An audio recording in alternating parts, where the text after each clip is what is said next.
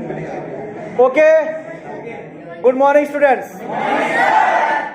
So today's our points, our topic, chapter first, history, and page number 10, revision class going on the point heading definition आपका क्या है?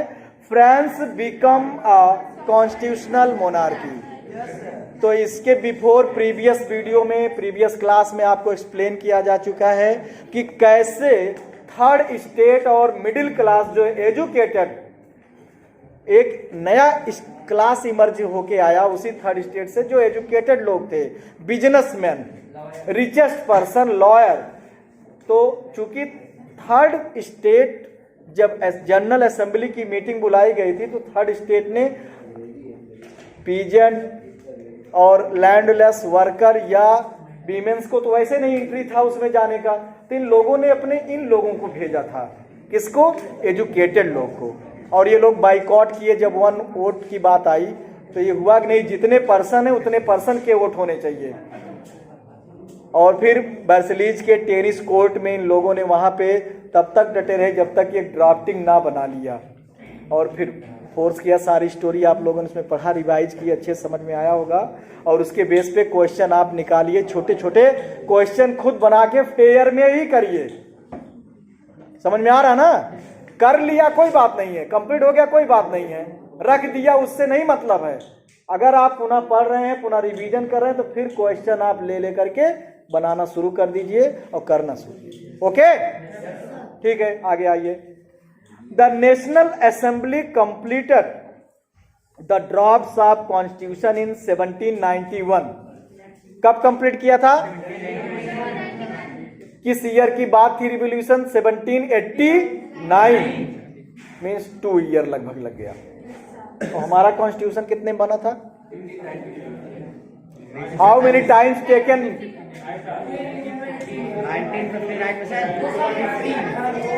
1950 कितना? 2 years 11 month 18 days, near about 3 years हम कह सकते हैं। समझ में आ रहा ना? और ये 26 नवंबर 1949 को बन के रेडी हो गया था। बात बोल रहे, सुनो। 49 को रेडी एक तरह से अडॉप्ट कर लिया गया था, but became in four. 2 question है। व्हेन आवर कॉन्स्टिट्यूशन अडॉप्टेड, तो आवर कॉन्स्टिट्यूशन अडॉप्टेड ऑन 26 नवंबर 1949। समझ में आ रहा ना? नोट कर लीजिएगा। एंड बिकेम इन फोर्स 26 जनवरी 1950। 26 जनवरी की डेट क्यों ली गई?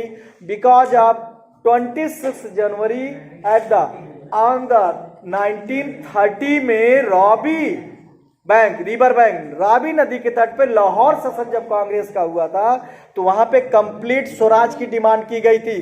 पढ़ाया जा चुका है आपको, और 9th और 10th में पुनः पढ़ोगे नेशनलिज्म इन इंडिया में। पंडित जवाहरलाल नेहरू की अध्यक्षता में कांग्रेस का जब अधिवेशन हुआ था, रावी नदी जो आज पंजाब में वहां पे है, लाहौर पाकिस्तान में एरिया है वो, समझे ना? वहां पे पूर्ण स्वराज की मांग की गई, झंडा फहराया गया, और तब से उस डेट को एक तरह से स्वतंत्रता मनाई जाती थी। तो इस तरह से 26 जनवरी को डेट रखी गई, समझे ना? तो 1950 को बिकेम इन फोर्स मतलब पावर में आ गया। हमने मान लिया, उसको ले लिया, एडॉप्ट कर लिया, लेकिन उसका कोई तब तक मतलब नहीं था। उसके अनुसार, उसके लॉ के अकॉर्डिंग काम नहीं हो रहा था। समझ में आई ना बात? आगे तो इस तरह से 1791 में कंप्लीटेड हुआ इनका ड्राफ्ट जो है, इट्स मेन। और जो हमारे कॉन्स्टिट्यूशनल असेंबली, संविधान सभा के प्रेसिडेंट डॉक्टर राजेंद्र प्रसाद, और कुछ दिनों के लिए बनाया गया था सच्चिदानंद सिन्हा, लिख लीजिएगा। और ज्यादातर आता है, सबको यही जानते हैं, डॉक्टर राजेंद्र प्रसाद। और कभी कभी क्वेश्चन आ जाता है first president of constituent assembly कौन था, और टेट में आया था यह क्वेश्चन जो था, और लोग ये क्वेश्चन गया था वहां पे भी, कोर्ट में भी गया था ये, क्योंकि हमको मिलेगा हर जगह क्या, डॉक्टर राजेंद्र प्रसाद। लेकिन सबसे पहले जो है कौन थे, सच्चिदानंद सिन्हा। सच्चिदानंद क्या समझे ना, सच्चिदानंद सिन्हा, उसके बाद डॉक्टर राजेंद्र प्रसाद, और ड्राफ्टिंग कमेटी के चेयरमैन बनाए गए थे doctor BR Ambedkar. Drafting committee, note कर लो, जैसे लग रहा है सब पता नहीं रहता और नोट भी नहीं करते, वैसे ऐसे पॉइंट, ये सब GS पॉइंट बन रहे हैं, क्वेश्चन कंपटीशन वाले।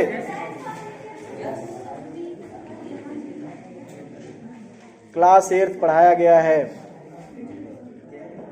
अगला पॉइंट आपका है, और जो संविधान हमारा लिखा डॉक्टर BR ने नहीं लिखा, इन्होंने ड्राफ्टिंग करके, इनका काम हुआ कि आप ठीक है अदर कंट्रीज का, चाहे जैसे आप अपना संविधान का एक प्रारूप बना दीजिए, खाका, स्केच, पढ़ते ना स्केच, रफली drawing, not on a scale, और मैप क्या होता है, ऑन अ स्केल। तो ये सब जगह लेकिन इन्होंने तो 2 महीने में दे दिया था कॉन्स्टिट्यूएंट असेंबली को। 9 मेंबर थे, एक एक मेंबर बीमार होते गए, कम होते गए, 6 लास्ट में अकेले इन्होंने किया था। और लिखने का काम उन्हीं में से रास बिहारी रास बिहारी, उनकी राइटिंग अच्छी थी, और क्या था, उन्होंने लिखा था।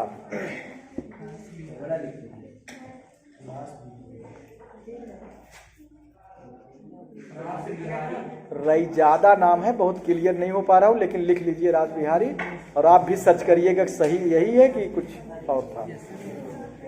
ओके, चलते पॉइंट पे आते हैं हम लोग।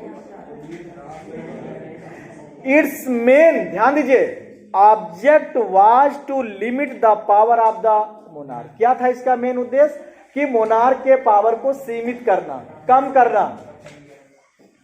These power instead of being concentrated in the hands of one man, मतलब सेंट्रलाइजेशन को क्या करना, डिसेंट्रलाइजेशन पावर, जिसको हम कहते हैं फेडरलिज्म, पावर शेयरिंग।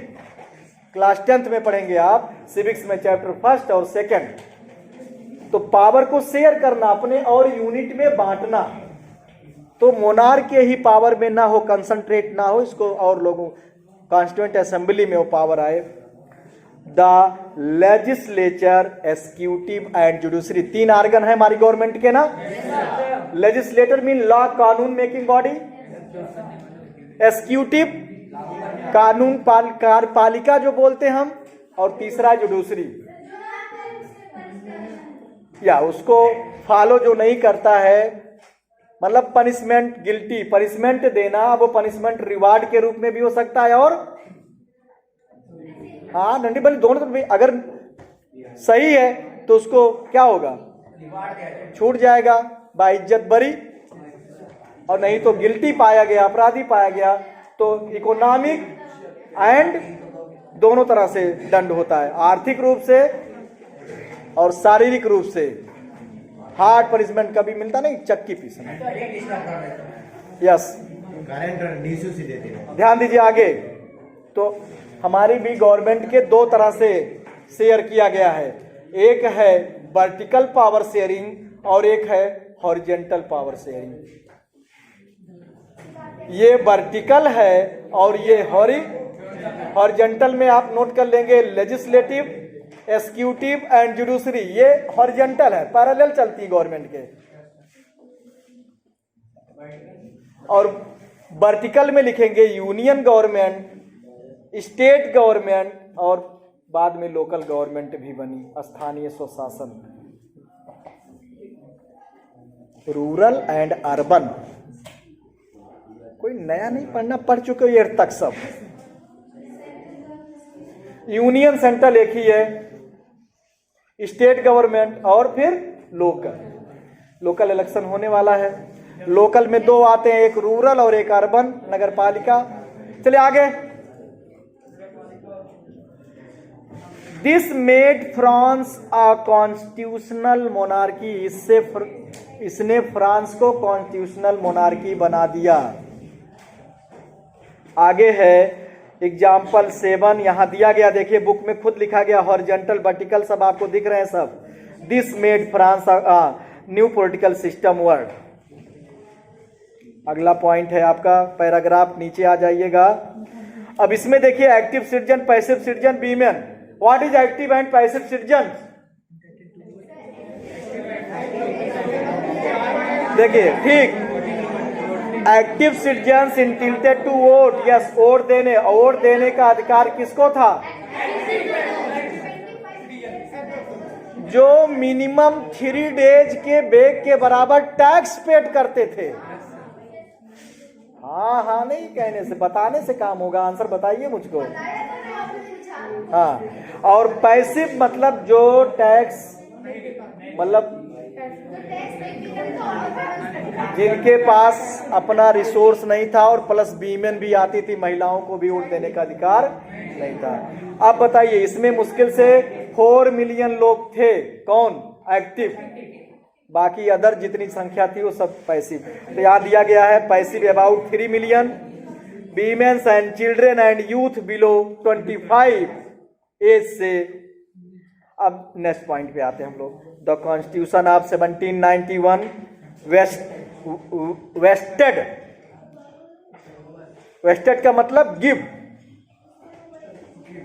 वेस्टेड का मतलब गिव, देना, या पावर जिसमें इमर्ज हो, समझे ना? Vested the power to make law in the national assembly which was indirectly elected. मतलब इनडायरेक्टली, एक जैसे हम पब्लिक वोट दे रही है तो ये डायरेक्टली वोट होता है, और कुछ मेंबर जैसे राज्यसभा के मेंबर हैं, एमएलसी विधान परिषद के मेंबर हैं, ये लोग इनडायरेक्ट चुने जाते हैं।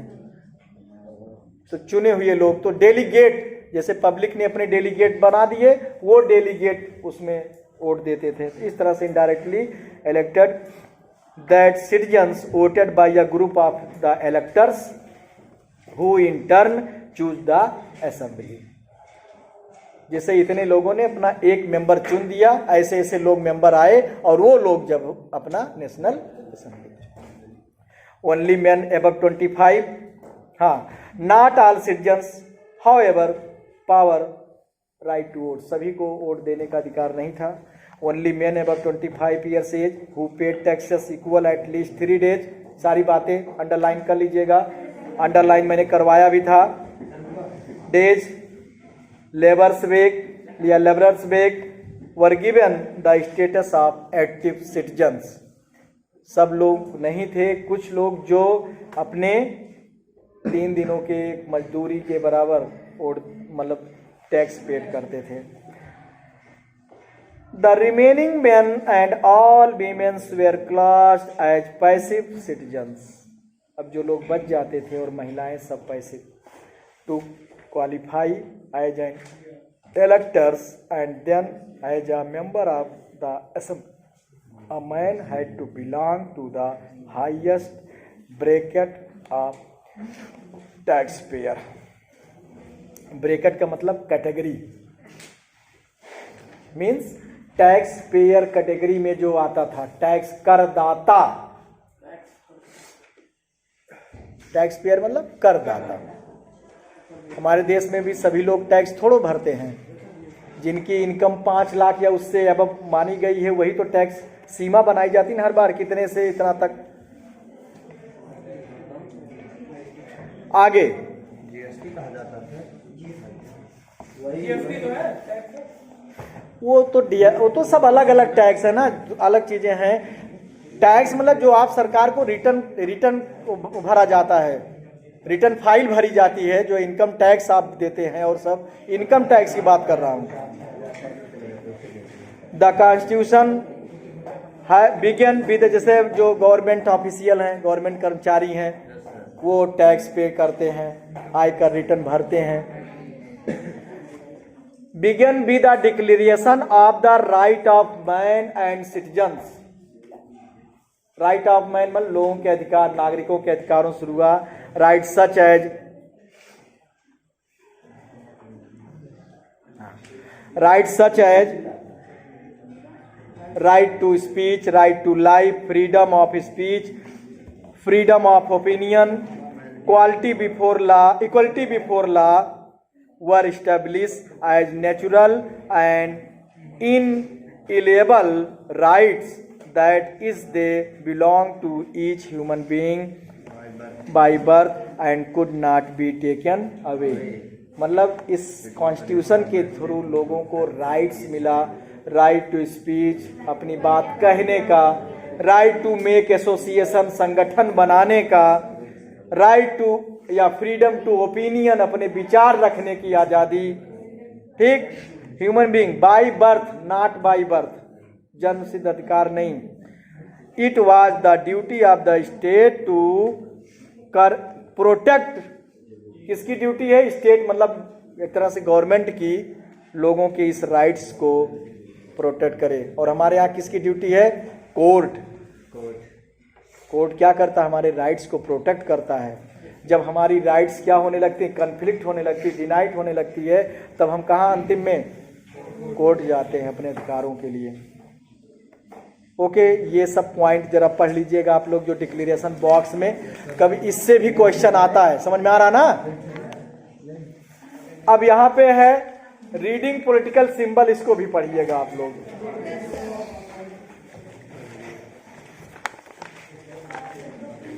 फिर इधर कुछ एक्टिविटी है, आइडेंटिफाई द सिंबल बॉक्स, कुछ क्वेश्चन बेस है, इन एक्टिविटी करिएगा, टिक कर दीजिए। पेज नंबर 13 पर explain the meaning of painting of the declaration of right of man and citizen, जो इसमें कौन सी है मीनिंग? होमवर्क तो देता रहा हूं, बोलता रहा हूं, उसको आप करिए। चलिए अगला हेडिंग है हमारा पेज नंबर 14 पर, France abolish monarch and become Republic. देखिए 3 चीज हमने खत्म किया। मोनार्क से आए कॉन्स्टिट्यूशनल मोनार्की, अब कॉन्स्टिट्यूशनल मोनार्की से हम लोग क्या आ गए? रिपब्लिक। इसे बी आर रिपब्लिक हमारा कॉन्स्टिट्यूशन है। यस, गणतंत्र, गणराज्य। ध्यान दीजिए, the situation in France, the situation in France continued to be tense during the following year। tense मतलब तनाव, टेंशन, किसके बीच में? रूलिंग और कॉन्स्टिट्यूएंट असेंबली। क्योंकि जब रूलर का पावर सीज होता जा रहा था तो धीरे धीरे क्या वो क्या खुश होगा? नोबल खुश होंगे? क्लर्जी खुश होंगे? नहीं, वो तो यही चाहेंगे पुनः रिस्टोर हो जाए उनके पावर।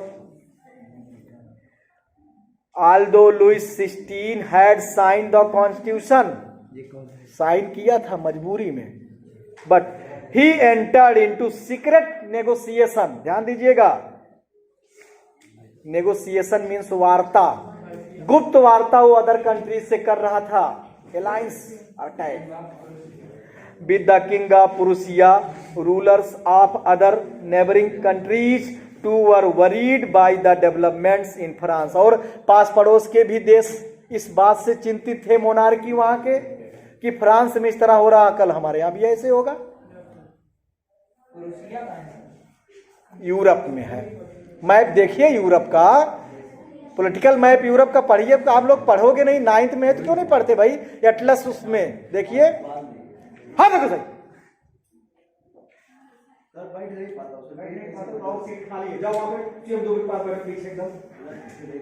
क्यों नहीं दिखता है? कहाँ गया तुम्हारा वो class?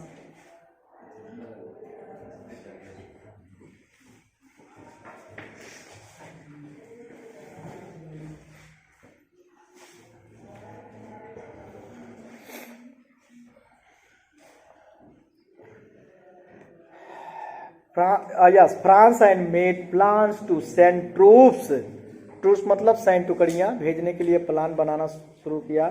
Down the events that had been taking place there since the summer of 1789, मतलब 1789 की समर से जो वहां पे हो रहा था फ्रांस में, इसको क्या करने के लिए? हाँ, ड्रॉबैक मतलब दमन करने के लिए, जिसको हम कहते हैं। Before this could happen the national assembly voted in April. ऐसा जो लोग प्लान बन रहे थे ऐसा हो पाता उसके पहले ही नेशनल असेंबली 1792 में, अंडरलाइन कर जाएगा year, yes, voted to declare war against Prussia and Austria. एक पैराग्राफ होने दीजिए। किसके अगेंस्ट में? पुर्सिया और ऑस्ट्रिया के अगेंस्ट वार को इन्होंने डिक्लेयर कर दिया, युद्ध। Thousands of volunteer,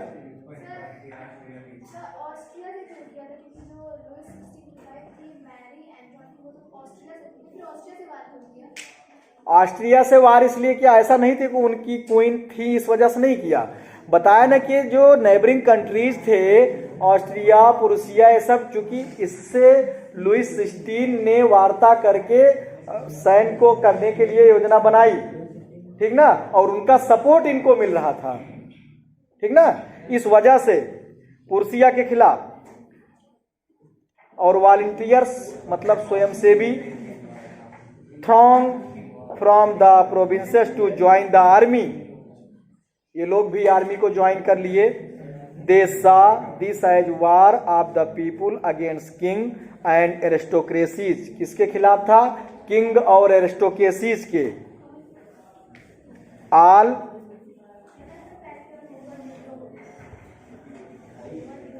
aristocracy means कुलीन वर्ग जो होते थे, राजशाही वर्ग के लोग, over Europe. among the patriotic song they sang, देशभक्ति गीत गाया क्या?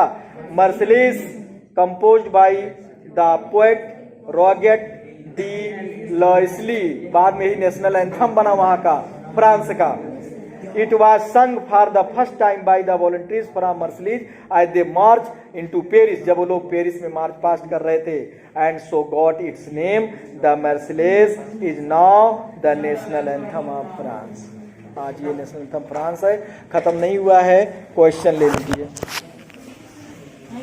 क्वेश्चन लिख